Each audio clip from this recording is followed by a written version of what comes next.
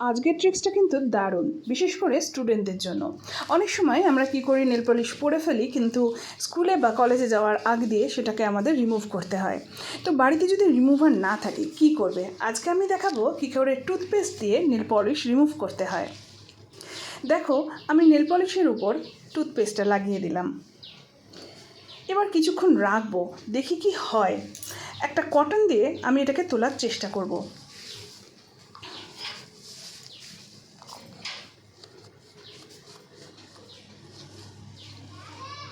এবার দেখি কটন দিয়ে ঘষে তোলা যায় কি না। বাহ, প্রথম ঘষাতেই খুব সুন্দরভাবে উঠে গেল। আর একটু ভালোভাবে ঘষে দেখি পুরোটা ওঠে কি না। দেখো কত সুন্দরভাবে উঠে গেছে। তো রিমুভার না থাকলেও এখন আর চিন্তার নেই, ইজি পেস্ট দিয়ে কিন্তু তোমরা তুলে দিতে পারো নেল পলিশ। এরকম সুন্দর সুন্দর ট্রিক্স পেতে আমার চ্যানেলটিকে অবশ্যই সাবস্ক্রাইব করে দাও।